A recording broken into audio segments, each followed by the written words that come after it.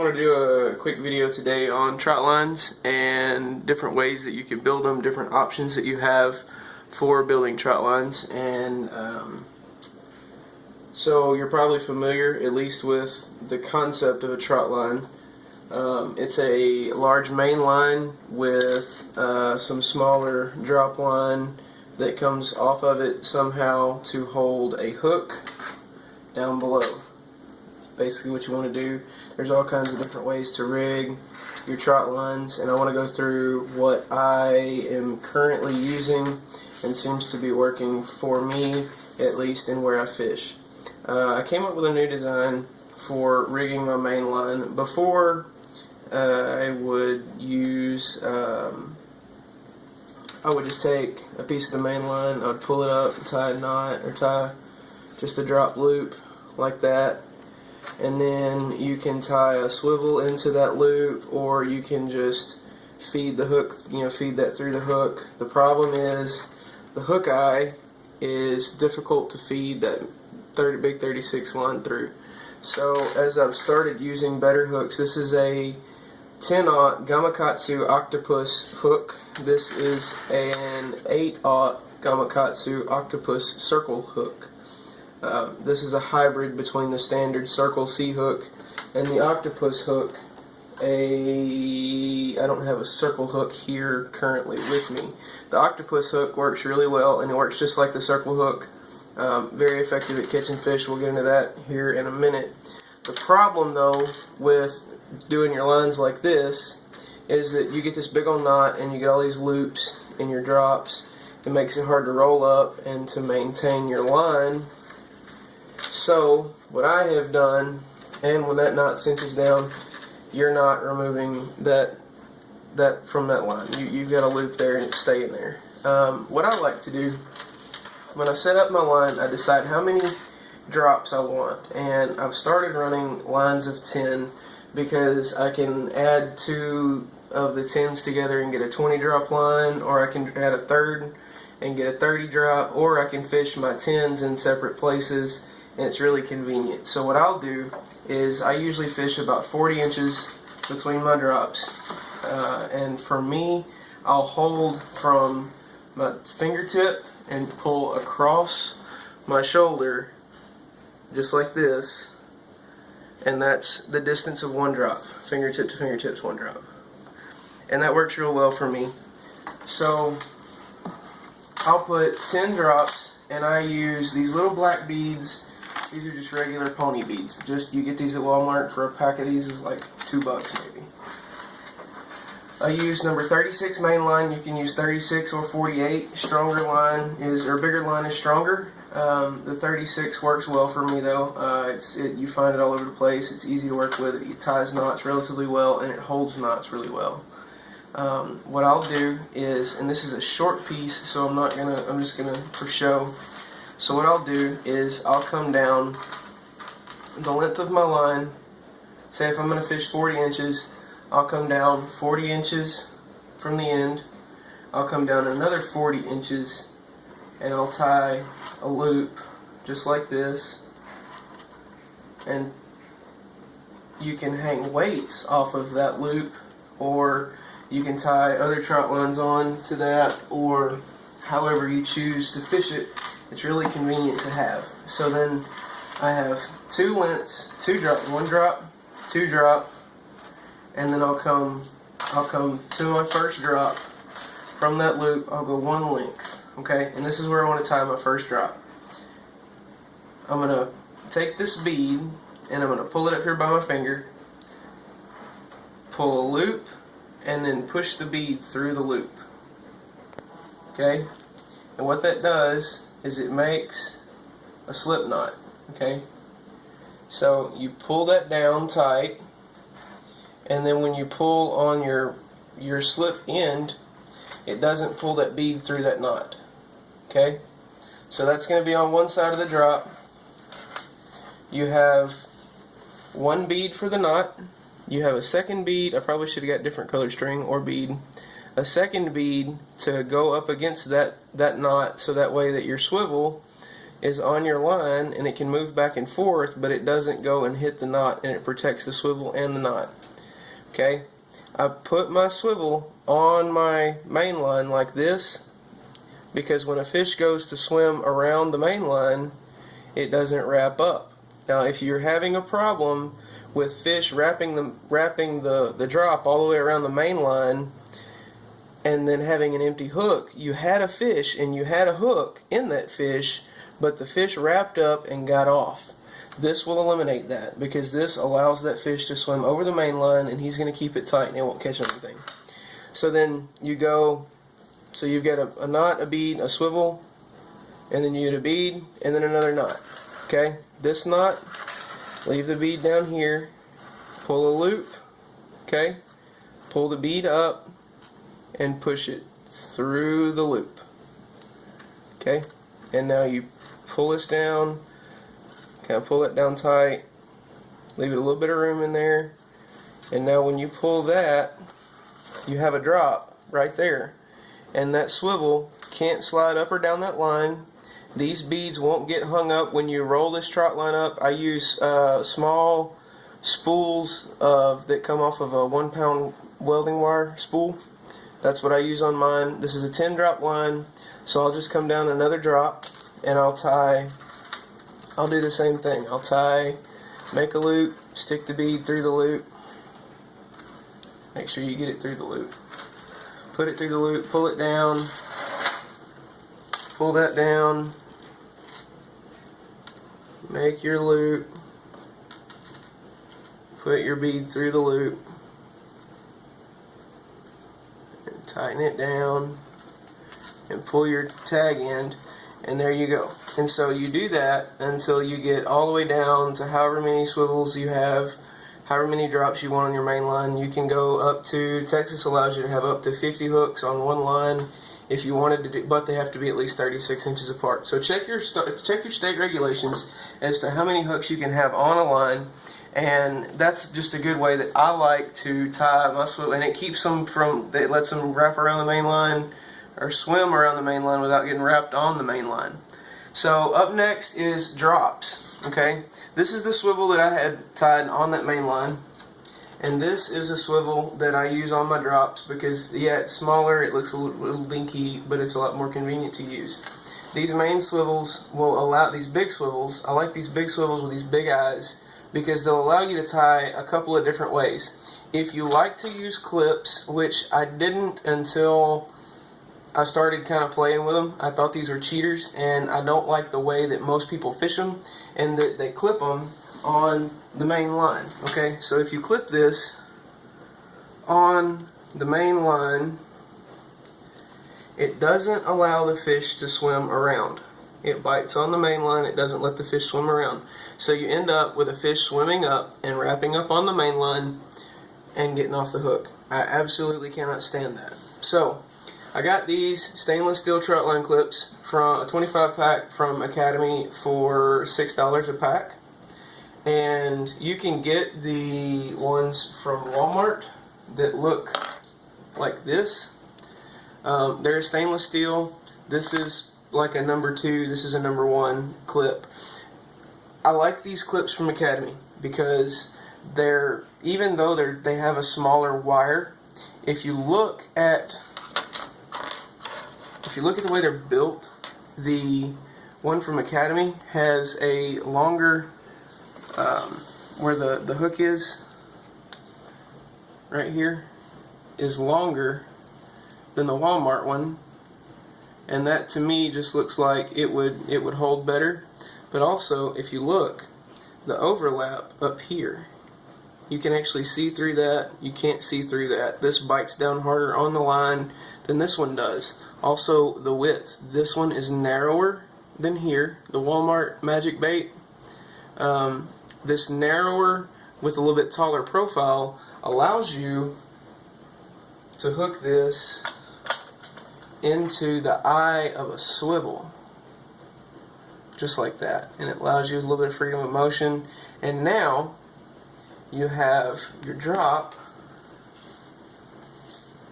Remember your drop on your trot line? Well, now you come by and you just hook that clip straight on, just like that. Now I know that looks backwards of the way everybody else will tell you to do it, but these swivels will roll up easy. They'll keep you from missing fish. If you're getting fish wrapped up around your main line, rig it like this and it will solve that issue. You can hook these swivels just like that. And I actually, well, I'll do it here, okay? Now, you're thinking maybe that's not going to hold. That looks like a flimsy little clip. Watch this, okay? This is just another piece of twine. I'm going to run it through, if I can. This is kind of what sold me on these. Okay?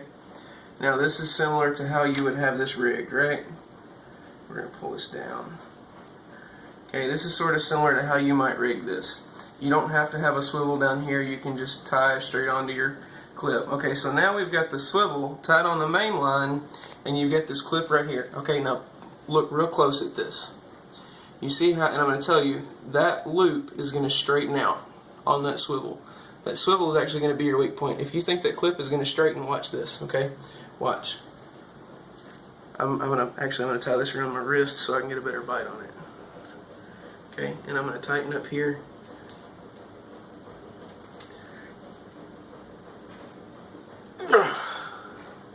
I could not, in all my effort, pull that apart. Okay?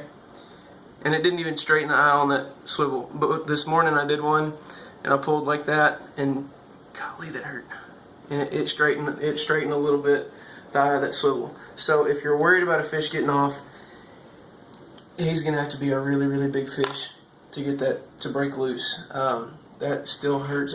That's going to be a bruise right there. You can see how well that bit into my finger pulling on that. So that was some serious pressure. He's not coming off of that. So these clips, if you're wondering about them, use them. I'm going to, and I'm going to use them on. I plan to catch some pretty big fish. Which takes us to the rest of the drop. I like to go a little overboard. Knowing how strong those big swivels are, you can use the big swivels. You can use these smaller swivels. I like my clip, a swivel, the drop line, and a hook. That's how I like mine. Now, there's different ways that you can tie your line. You can, depending on what hook you use, if you use a octopus or a circle hook, these are designed to be snelled, which is where your line goes through the eye, through the top. It wraps around the shank of the hook so that your line is pulling actually on the shank of the hook and not the eye of the hook. Now I will show you how to snell that, and then I will show you how to do a cheater snell. Okay? When I snell my line, I take a loop, right, and I just kind of pinch off the end. Okay, pinch it off where you get a loop, and I shove the loop through the eye of the hook from the top. Okay, from the top down. So you can keep it from getting hung in your finger. This is a number 18 braided line. Okay, so now we have the loop. The tag end is out here with our main line out here. So we take the tag end and we lay it up against the shank of the hook. Okay, pull this tight. You need your working end, your live end that goes to your main line. Okay, that comes out. That's going to be your drop. This is the end that you wrap around the shank of the hook. Okay, so hold it, wrap it around the shank of the hook, and you can look up some videos. I'm probably doing a horrible job. Look up some videos on how to snell a hook. Okay, so you get something that looks like that. Okay, you pull the tag end. This braided line does not tie very well, but it holds really, really well. Okay, well, you pull whatever end will pull. Okay, and that knot kind of cinches up, and then you can kind of spread it apart if you need to and give it a last tug. Be careful because the hook is really sharp. Okay. Okay, cinch it down, and you end up with what looks like this. Now, there will be a end of that line that comes around there. It goes up. It's supposed to.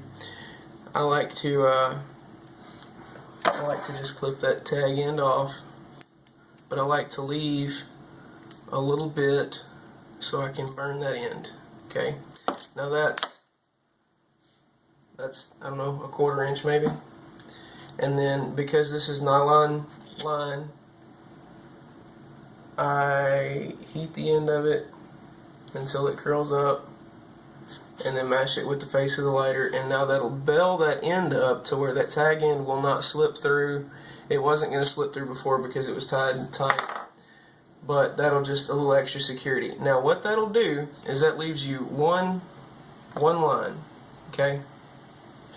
I have measured, because the way I store mine in a 5-gallon bucket, and I have measured. I know that I have a line on my table here, and I have a mark up here where I set that hook, and then I look at where my mark is, and I will put my finger on that.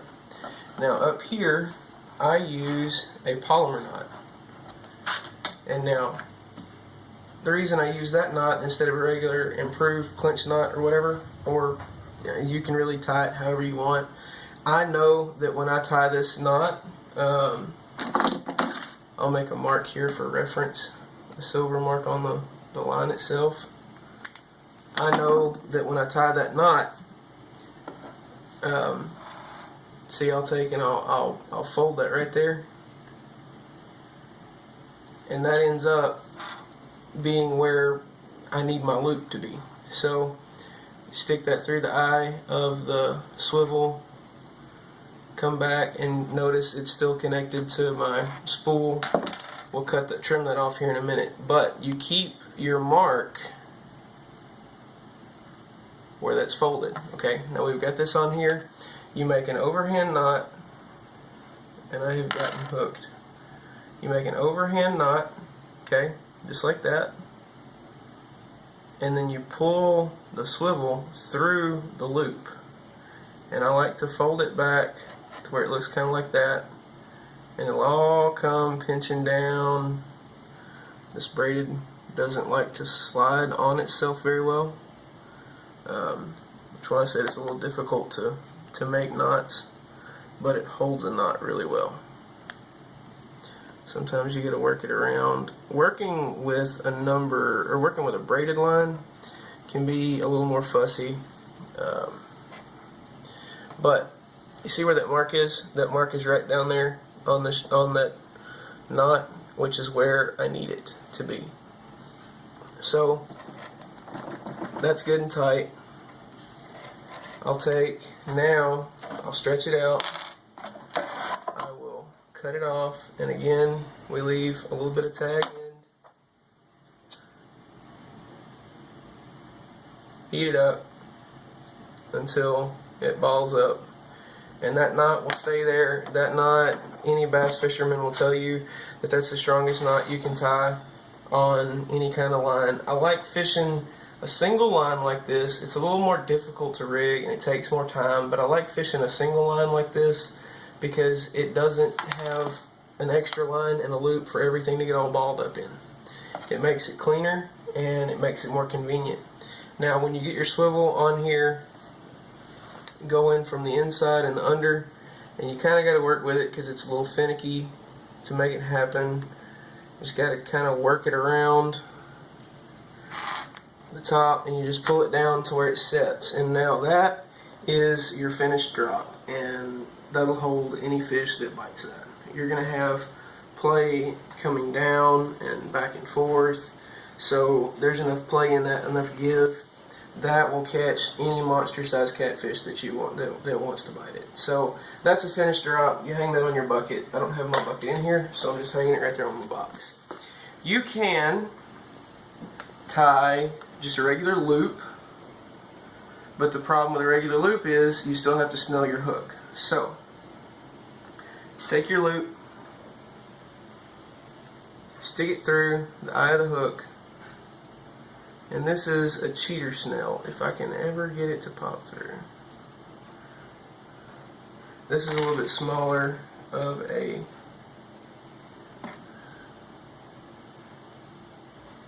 hook size. I can't get it to go through. Let me see. You get one of these octopus hooks, you know how to make it work with that. If you're going to double your line, this is a 10 octopus. If you're going to double your line, you can downsize your line. Like if you're going to, this is a number 18. I use this on single line. You can go with a number 9 and it'll be just as strong. This is a 100-pound test. So take your braid, or you take your loop end, you go through the eye. I say you do. You might have to get somewhere else and put it through. Well, I'm having problems with this today.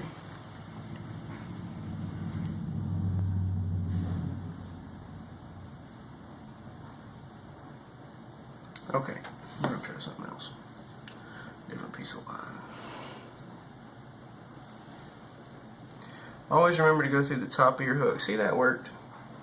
Always remember to go through the top of your hook. Okay? So now, when you get your loop through, okay, instead of just going over like that, that still kind of works. You can cheat it. Go through the top, just like that, and wrap that around the shank of that hook about 3 times. And then when you pull, keep all these loops down on the shank of this hook. And that's a cheater Snell. Now this you have to tie off just like you would. Loop through your eye of your swivel, and you can do that, and that works. So I hope this helps you in your fishing adventures. If you have any questions, feel free to comment.